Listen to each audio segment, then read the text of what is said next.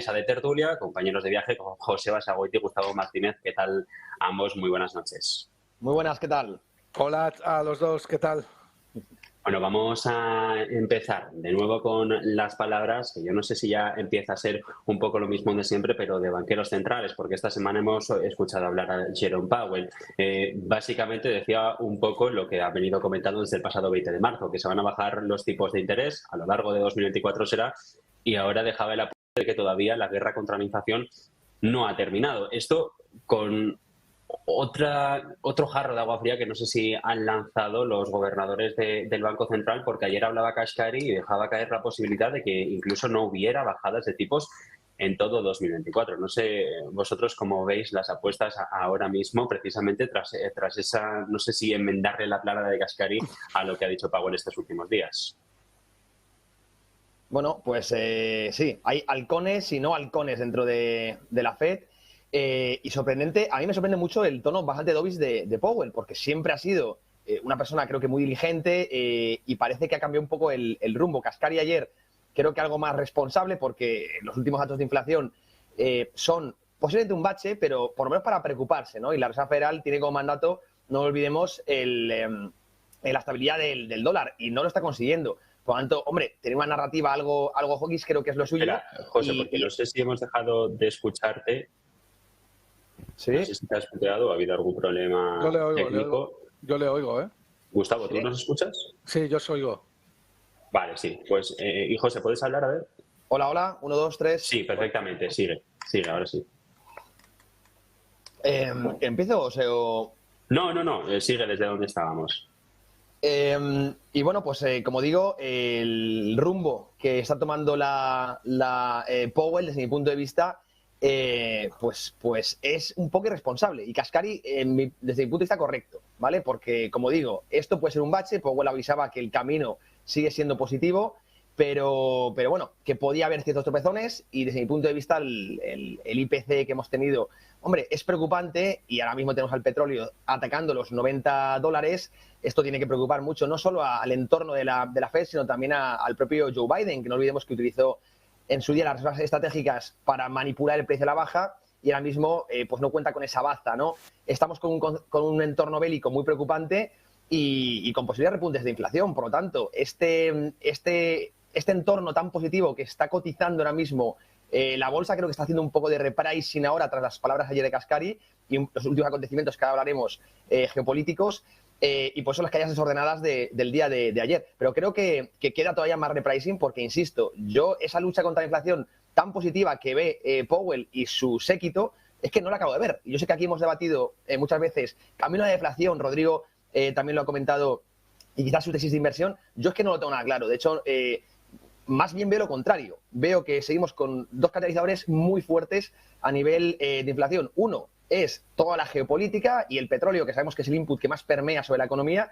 Y segundo, un déficit del Estado, del Tesoro, que no para. Que son dos factores muy, muy inflacionistas en un entorno de producción quizá algo desacelerada. Por lo tanto, hombre, no parece un camino fácil a llegar a ese objetivo del 2%, y esta última villa yo creo que se va a hacer muy, muy larga, y quizá enfríe un poco esas expectativas de recorte de tipos. De momento, los swaps de los fondos federales siguen manteniendo la idea de que habrá recortes. Desde luego, a nivel económico no parece tener justificación. Otra cosa es que haya presiones políticas, lo hemos comentado muchas veces, por desgracia, este entorno de dominancia fiscal en el que estamos entrando. Pero bueno, los mercados, ya digo, cualquier bache, cualquier susto que haya en expectativas, va a haber un repricing muy fuerte, y por tanto caídas desordenadas también con el nivel de apalancamiento que hay ahora mismo en los mercados. De momento tenemos al mercado pendiente, José, también de lo que se va diciendo, y decías, en la última vía va a ser difícil de recorrer. Se ha hablado, por los últimos datos de inflación, Jerome Powell los ha calificado como baches en el camino, pero no sé si serían piedras o grandes obstáculos que hay que sortear, porque de momento estamos viendo cómo la presión de precios sigue al alza, y a pesar de que dice ha podido ser causada por efectos estacionales, ahora mismo no parece que la tendencia vaya a ser a la baja cuando el resto de la economía estadounidense sigue fuerte. Claro, es que es lo que comentas, que, hombre, la pauta estacional enero-febrero puede haber pesado algo, no digo que no, pero a ver, es que no olvidemos que tiene un mandato dual la Reserva Federal, que es el pleno empleo, que ya lo tiene, y lo otro es la estabilidad del dólar, ese objetivo del 2%, bueno, estabilidad entre comillas, ¿no? Ese objetivo del 2% de inflación. Pero es que no lo está consiguiendo. Cuando debería centrar todas sus fuerzas, teniendo ya el empleo, en atajar la inflación. Bien, entonces, aunque sean baches, porque pueden ser baches, no digo que no, el discurso, la narrativa que debería tener debería ser, oye, hagamos lo que haga falta para por lo menos tratar de llegar pronto, ¿no?, a ese target del 2%. Y no está siendo ese el discurso. A mí me hace mucha gracia porque en las comparecencias de Powell siempre él hace mucha referencia a Paul Volcker, bueno, monetarista, discípulo de Milton Friedman, ya lo sabéis, que fue quizá el último gran presidente de la Reserva Federal, pero parece que está tomando más el camino de Arthur Burns, ¿no?, que fue el que provocó, entre comillas, ¿no?, que alentó un poco la inflación de la década de los 70. Powell puede estar cometiendo ese error, insisto. Vamos a ver, no conocemos el futuro, pero desde luego a mí me choca bastante y no me está gustando últimamente el tono complaciente del presidente, ¿no? Sin embargo, hay un ala más halcón, a lo de Kaspari, que sigue manteniendo pues ese poli bueno, poli malo en la Fed, y que esto despista mucho a los mercados. Ya vimos cómo subían el miércoles, caían el jueves con mucha fuerza. Es que realmente ahora mismo hay mucha incertidumbre y creo que la Reserva Federal, en general la banca central, está perdiendo mucha confianza porque ya no consigue controlar los mercados con discurso, no gobierna con actas, que se llama, ¿no? Y esto es muy preocupante porque no olvidemos que el principal input que tiene una banca central es la confianza, ¿no? Y si la pierden a medio y largo plazo puede ser terrorífico. Gustavo, apuntes. Bueno, yo estoy un poco... a ver, yo ya no me creo nada de lo que puedan decir los comisarios de la Reserva Federal, y yo creo que el mercado ha dictado sentencia en cuanto a las bajadas de tipos de interés que tienen que hacer los comisarios de la Reserva Federal este año. Ya han descontado 3, y todo lo que no sea descontar 3, pues van a suponer correcciones de más a menos severas, dependiendo un poco de cuántas se van a bajar los tipos de interés, de cuántas veces se van a bajar, ¿no? Yo creo que el proceso de desinflación, el mercado ha descontado con demasiado optimismo el proceso de desinflación, o que al menos este proceso de desinflación iba a ser lineal. Pero ¿desde cuándo una desinflación ha sido lineal?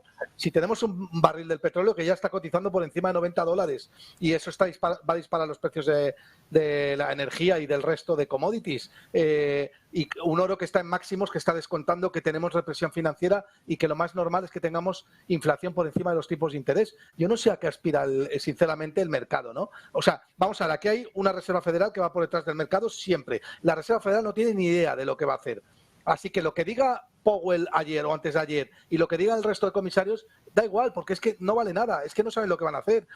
Quien realmente dicta lo que va a pasar pues son la renta fija, la renta variable, y vemos cómo ahí sí que hay una dicotomía entre los dos, porque no saben, los operadores de renta variable están muy lejos de lo que piensan los operadores de renta fija, y muchos de los grandes tenedores de oro, empezando por los bancos centrales, que son los primeros que están haciendo acopio y atesoramiento de oro, con lo cual, bueno, a mí sinceramente las palabras de la Reserva Federal cada vez me importan, bueno, siempre me han importado muy poquito, pero ahora ya me importan absolutamente nada.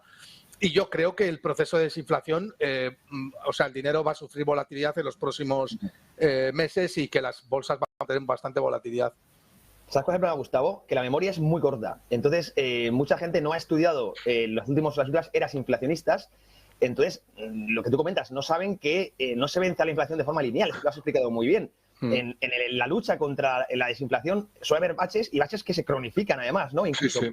repuntes o olas de inflación, ¿no? Entonces, lo que ha hecho la Reserva Federal, como la memoria es muy corta y luchan y aprovechan ese desconocimiento, esa ignorancia, entre comillas, es hacer demagogia pura, ¿no? Que esto va a ser un camino muy, muy sencillo, y vamos a ver, porque yo repito, que la confianza se tarda mucho en labrar y se pierde muy rápido. Y creo que yo estoy seguro que hay presiones políticas, porque si no, repito que es que no entiendo este discurso, es que no lo entiendo, sinceramente, ¿no? Porque lo que has comentado, nosotros hemos hablado muchísimas veces aquí en la tertulia macroeconómica del precio del petróleo, ¿no? La propia oferta y demanda, esa escasez, esa inelasticidad, ya tensionaba mucho el mercado. Y eso sin contar la prima de riesgo que puede tener todos los conflictos bélicos que estamos viendo, no solo en Rusia, sino también ahora con Irán, Israel. Todo esto pues era un riesgo de cola que tenía que contar la Reserva Federal, y el petróleo ya lo tenemos cerca de los 90, el gasto del tesoro pues sigue como si no hubiese un mañana, y aquí parece que nadie dice nada, se ha normalizado, y todo esto, amigos y amigas, es inflacionario. Esto es inflacionario, ¿no? Al final, los que crean la inflación son los gobiernos y estos no parece que quieren combatirla. Entonces, claramente, hemos confirmado que no existe esa independencia entre Reserva Federal y gobierno, y Powell, pues al final es un títere más. Yo tenía cierta confianza porque es un economista, entre comillas, que me ha gustado siempre, pero se me está cayendo por todos lados. Mira, os voy a dar un dato. Ahora vencen, lo estoy leyendo en la página de la Reserva Federal, vencen 7,5 billones de dólares en bonos en el año 2024. Prácticamente el 25% de toda la deuda, más o menos entre el 20 y el 25% de toda la deuda que tiene Estados Unidos, que tiene 35 billones europeos de dólares de deuda total. El Tesoro está emitiendo deuda a niveles del 2020. El cuarto trimestre del 2023 emitió 7 billones americanos, solamente en el cuarto trimestre. Bueno, el mercado Treasuries el mercado de bonos está inflado a 27 billones europeos, un 60% más que el 2020 y 6 veces más que en el 2008. Estados Unidos en deuda en 11.000 millones de dólares diarios. 4 billones de dólares al año, con un déficit estructural que va camino del 10% y con unos intereses de la deuda que doblan al gasto presupuestario en defensa. ¿Pero qué coño está descontando, perdóname la expresión, pero quiero ser emocional con esto, la renta variable? ¿Qué estáis descontando? ¿Qué estáis descontando si tenemos represión financiera a la vista? El oro, que es el más inteligente en este escenario, lo está advirtiendo. El oro no sube un 15% en un mes y pico por arte de magia. El oro sube un 15% en un mes y pico con una capitalización bursátil de 15 trillones dólares, que es una capitalización bursátil que es 5 veces más la de Apple o la de Microsoft. Eso es muy difícil que suba un 12 o un 13%, salvo que estés descontando un escenario clarísimo de estanflación y de represión financiera, que es lo que te está diciendo el oro y lo que te está diciendo los bonos de la renta fija, que ya andan cotizando próximos al 4,5%. ¿Qué me estáis contando la renta variable? ¿Qué me estáis diciendo? ¿Que nos vamos otra vez a los tipos de interés al 0% y quantitative easing con un petróleo que está cotizando ya en $90 y va a arrastrar el resto de commodities? ¿Pero qué me estáis diciendo? Si lo que vamos a tener a futuro es claramente un escenario de represión financiera, es decir, inflación por encima de los tipos de interés. Y el que no quiera verlo, pues señores, que siga en el indexado, en el Standard & Poor's 500, pagando esos múltiplos, que verás la leche que se van a pegar. Sí, bueno, Gustavo, esos datos que has dado de la Reserva Federal, con esto acabo ya, es lo que explica desde mi punto de vista esa narrativa que comentábamos, Javier, también de Powell, ¿verdad? Sobre todo el déficit, cuando comparamos con la ratio PIB, ¿no? Que es lo más preocupante, y denota que el Banco Central ya no responde a motivos económicos, sino a motivos políticos, ¿verdad? Y esto te hace un pie, quizá a corto plazo no lo veamos, pero las segundas derivadas, que es lo que todo economista tiene que estudiar, es lo que paga Estados Unidos en el medio y largo plazo. Bueno, precisamente cuando ahora tenemos elecciones a la vista, y en un mitin decía Joe Biden esta semana que Donald Trump había sido el presidente que más había endeudado al país en la historia de los Estados Unidos de América. Ahora mismo estamos en un momento en el que aquello de reducir la deuda y aquello de la ortodoxia fiscal en Estados Unidos no parece que vaya a ser la tónica generante, esté quien esté en la Casa Blanca a partir del mes de enero de 2025. Sí, es que Donald Trump tiene razón, sí que es el que empezó toda esta montaña de deuda y normalizando estos niveles de déficit. Es decir, no va a cambiar nada. Si la gente cree que por cambiarse de corbata dentro del gobierno las cosas van a tornarse, no es así. Donald Trump a nivel de deuda también ha demostrado muchísima demagogia y ha usado la herramienta del gasto para su rédito electoral y por lo tanto es más de lo mismo. Es más de lo mismo en esta estatalización tremenda de la economía occidental.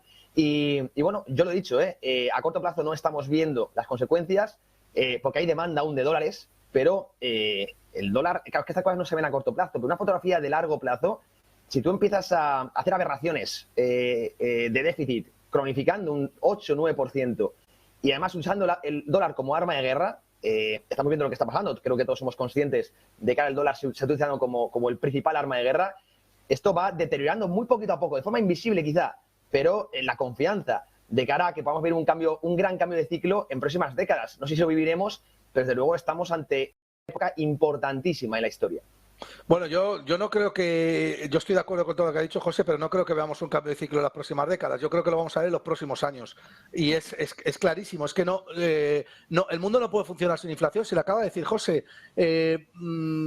Los presidentes... Trump ha utilizado la administración y la deuda como herramienta política. Eso lo está haciendo todos los presidentes a nivel mundial ahora mismo. Hay más deuda que nunca y la deuda está creciendo de una manera escandalosa. Teníamos en el año 2020 a niveles prepandemia más o menos una deuda de 22 trillones de dólares americanos, 22 billones europeos, y ahora mismo está en 35. Estamos casi en un incremento del 50% de deuda. La tendencia es clarísima. Más deuda, más posibilidad de que el político socialista sobreviva. Y el mundo es socialista. Con lo cual, el análisis que tenemos que hacer es... ¿De verdad el político se va a volver una persona responsable que va a controlar el déficit y que va a tratar de tener recortando el gasto público y entonces cargándose la mitad de sus votos? ¿Eso lo va a hacer el político, sí o no? Si la respuesta es no, entonces ya sabes a qué escenario nos vamos. Y por eso muchos de operadores están comprando oro, y no te cuento ya los bancos centrales, que son los principales responsables de que el oro esté subiendo. Bueno, al oro vamos a ir a lo largo de esta tertulia, porque precisamente durante esta semana hemos tocado unos niveles que no se veían nunca antes en la historia, pero ha habido discursos ciertamente viscerales, como comentabas antes, Gustavo, y quiero escuchar la reacción de lo que estábamos comentando de Rodrigo Oria. ¿Qué tal, Rodrigo? Muy buenas noches. Muy buenas noches a todos. ¿Algo que comentar de lo que has estado escuchando por detrás de pantalla? Bueno, comentar que ahora escuchar a Gustavo es como escucharme un poco a mí hace un año, la verdad. Porque yo antes decía que la Fed no importa, que los bancos centrales no son relevantes, y me metían mucha caña. Y me gusta cómo empieza a venir gente hacia este lado de la barrera, ¿no? Entonces, los bancos centrales son entidades que creemos les damos demasiado importancia. Yo siempre he hecho la analogía que es el gran mago de Oz. Es un hombre que pensamos que está ahí metido en un castillo, que tiene el poder sobre el reino, pero al final es un hombrecillo muy, muy pequeño que proyecta una sombra muy larga, porque el poder al final reside donde la gente cree que reside. Si todos creemos que el banco que controla el mercado, pues bueno, pues habrá una cierta... ¿Se me escucha ahora bien o se cortó? Sí, perfectamente. Ah, vale, perdona. Entonces, pues creeremos, le daremos mucha importancia. Al final, aquí el mercado lo dicta, los tipos de interés lo marca el mercado, lo marca la creación de dinero dentro de la banca a la sombra, en toda esa banca internacional que no vemos, todos esos depósitos que están denominados en dólares fuera de Estados Unidos. Eso es lo que marcan los tipos de interés.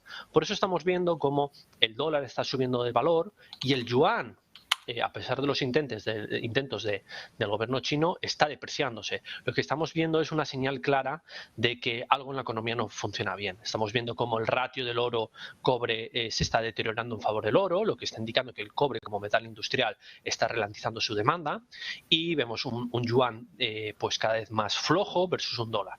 Entonces, los tipos de interés no marcan el valor de la... Es la propia oferta y demanda de esas propias divisas y la creación de ese dinero creado de la nada por parte de la banca internacional la que marca los precios entre las diversas divisas. Entonces, lo que estamos viendo ahora mismo es un problema, y es un escenario que yo llevo previendo el año pasado, que hablaba yo mucho de oro, Bitcoin, dólar y bonos de largo plazo, que creo que en el futuro se van a acabar revalorizando. Y estamos en un escenario muy curioso, que es dólar arriba, oro arriba, Bitcoin arriba, lo cual es a veces un poco paradoja para mucha gente del mercado. Bueno, sí, Gustavo, ¿algún apunte? No, que yo creo que es importante señalar o subrayar lo que ha dicho Rodrigo, ¿no? En tanto en cuanto ver Bitcoin y ver el oro arriba son un indicador muy claro o una señal muy clara de lo que una parte del mercado está viendo, siempre y cuando salvaguardando las distancias, porque Bitcoin hoy por hoy es un activo risk-on, es un activo de riesgo, un activo meramente especulativo, y el oro es un activo refugio. Pero es cierto que en el arduo camino y maravilloso camino de descubrimiento que está haciendo o intentando hacer Bitcoin, pues también cada vez hay más adeptos, entre los que me incluyo yo, que creen que Bitcoin podría ser un buen protector a futuro, es decir, un depósito valor, ¿no? Bueno, pues vamos a ir, y a pesar de que seguimos hablando de bancos centrales, es que otro de los asuntos de la semana han sido las actas del Banco Central Europeo, esas que han tratado de decirnos que se habló en el Consejo de Gobierno justo cuando nos quedan menos de una semana para el siguiente. En abril no está previsto que haga nada ni Christine Lagarde ni ninguno de los miembros. Ya se ha dicho, De Cos lo decía ayer, que los tipos empezarán a bajar en junio, pero se advertía en las actas ayer de que el descenso de la inflación era incierto, lento y accidentado. No sé si ya son los 3 jinetes del apocalipsis que entona Europa por lo que pueda venir. No sé si con esto avisando a navegantes de que no hay nada cierto y que todavía vamos a tardar tiempo en ver que se consigue, por ejemplo, ese objetivo del 2%. José. Curioso que Europa, ¿verdad?, en este caso tenga pues un discurso más responsable que Estados Unidos cuando tiene la inflación mucho más controlada, pero mucho más controlada. Los últimos datos que hemos conocido en los motores europeos son más que claros, ¿no? Y bueno, pues yo creo que Europa sí llegará a ese objetivo del 2% antes que Estados Unidos y por un lado tendrá por lo menos la excusa bajo la ortodoxia económica de recortar ante los tipos. Yo aquí, por meter un tono de disenso, sí que creo que importan algo los bancos centrales, sobre todo en los mercados financieros. Otra cosa es en la economía real, pero es evidente, ¿no?, que las expectativas de política monetaria tienen un impacto, claro en los mercados, ¿no? Por ejemplo, ahora mismo los swaps están descontando 4 recortes de tipos, 4, en Europa, mientras están regalando 2, lo estaba viendo ahora, 68, o sea, casi 3 en Estados Unidos. Esta brecha o esta diferencia en política monetaria evidentemente favorece más al dólar, ¿no? Y por eso hemos visto pues las últimas semanas estas caídas del euro, es decir, se va poniendo en precio, ¿no?, esta expectativa. No vemos que los mercados al final es pura expectativa, ¿no? Y los bancos centrales aún tienen mucho poder en manejar discursos, en gobernar con actas, lo comentaba antes, ¿no? Otra cosa ya podemos discutir más a nivel teórico, si en la economía real son reactivos, proactivos, si han tenido impacto, pero luego los mercados sí son importantes y por eso los que nos dedicamos a esto, evidentemente, pues tenemos que seguir muy de cerca sus discursos. Y a mí me gusta últimamente el redil que está siguiendo el BCE en comparación, ¿no?, en términos relativos con lo que está haciendo la Reserva Federal. Creo que es bastante más responsable a la hora de hablar, un mensaje más diligente, algo más prudente, porque puede haber baches y como nadie conoce el futuro, creo que tener en el guidance esa posibilidad de que por tema petróleo, por tema geopolítico, pues haya algún tropezón, creo que es interesante. Y sin embargo, decir que todo está bien, como Powell, que el camino es el correcto y que, bueno, todo es maravilloso, desde mi punto de vista, bastante más imprudente, incluso osado. Por eso, bueno, tenemos que poner aprobado al BCE y desde mi punto de vista el suspenso, sobre todo en los últimos meses, a Estados Unidos, a la FED. Pero ¿y esto debería llevar al BCE a bajar tipos antes que la FED? Yo creo que sí. ¿Se va a atrever? Yo creo que sí. Yo creo que sí. Yo creo que va a ser una cuestión de, da igual, si es que va a ser un delay o un efecto retraso de un par de meses, ¿no? Al final tampoco, o sea, si estamos pensando en si aquí hay una competición por ver quién baja tipos, mira, la Reserva Federal no tiene ni idea de lo que va a hacer, el Banco Central Europeo tampoco tiene ni idea de lo que va a hacer y lo que pasa es que el Banco Central lo tiene bastante más complicado, el Banco Central Europeo, que la Reserva Federal, porque obviamente la inflación no afecta igual en Estados Unidos ni tiene la misma capacidad de exportarla que aquí. Dicho que en Europa, ¿no? Europa estamos jodidos. Dicho esto, yo te digo que los bancos centrales pueden influir en la curva de tipos de interés en el muy estricto corto plazo, pero en el largo plazo no tienen ninguna influencia. A partir de vencimientos que se van más allá de 6 meses, pues ya va perdiendo mucha fuerza. Ya no te cuento los vencimientos de 10 años, ¿no? Por eso, en renta fija, bueno, los tipos de interés, digamos que influyen más aquellos activos que son de larga duración, porque el tipo de interés es la preferencia temporal por la liquidez. Por tanto, si tú tienes una liquidez, tienes un activo que te vence más tarde, pues tienes un coste de oportunidad por estar ilíquido, ¿no? Entonces, dicho esto, en renta fija, muchos dicen, bueno, si van a bajar ahora los tipos de interés, lo normal es que nos posicionemos en bonos a largo plazo porque eso va a hacer que el precio suba más por una mayor sensibilidad de tipos de interés. No, Lo que tienes que hacer es posicionarte en bonos a corto plazo, porque la Reserva Federal tiene mayor impacto en la curva a corto plazo y los tipos de interés al 5 y pico % hacen que los bonos a corto plazo estén muchísimo más baratos que los bonos a largo plazo, que ya están descontando inflación y por tanto no están tan baratos, ¿no? Entonces ese es el tipo de análisis que hay que hacer. La Reserva Federal sí influye, aunque diga mi compañero y estimado Rodrigo que no, sí que influye en la curva, al menos en el estricto corto plazo, porque tiene la capacidad de fijar tipos de interés y además no respetan los tipos de interés del mercado. Porque si la Reserva Federal respetara el tipo de interés de mercado, pues te diría, pues no influye, pero es que sí que lo manipulan. ¿Y cómo lo manipulan? Mediante compras de deuda. Si no, vamos a ver, si la Reserva Federal podría no influir en los tipos de mercado si hubiera dejado quebrar Silicon Valley Bank o no interviniera en el mercado, pero en el momento en el que interviene comprando liquidez y trasladando comprando bonos y trasladando esa enorme imprudencia al ciudadano mediante inflación, sí que está influyendo en el tipo de interés, aunque sea en el estricto corto plazo, ¿no? Gustavo, el tipo de largo plazo, yo soy firme defensor que a través de los QEs, las políticas no convencionales, también lo controlan, ¿eh? Antes contaban los mercados monetarios, pero desde 2008 también los mercados de capitales con los QEs. Sé que no es vuestra opinión, pero vamos, yo soy firme defensor de que sí. Yo creo que no, yo creo que, bueno, sí es cierto que tú lo que quieres decir es que al final estás comprando bonos a largo plazo y eso aumentas el precio del bono y reduces el tipo de interés, pero es que hay tantas variables que dependen mucho más de lo que diga la Reserva Federal en las tiras de los bonos que da igual, porque mañana se dispara un poco la inflación y el precio se hunde y al margen de lo que esté haciendo la Reserva Federal. Hay más variables, pero también influyen esa parte, digamos, con esa demanda artificial. Pero yo sé que es un disenso porque sé que, y el Rodrigo también, que escucha mucho, sé que no es su opinión.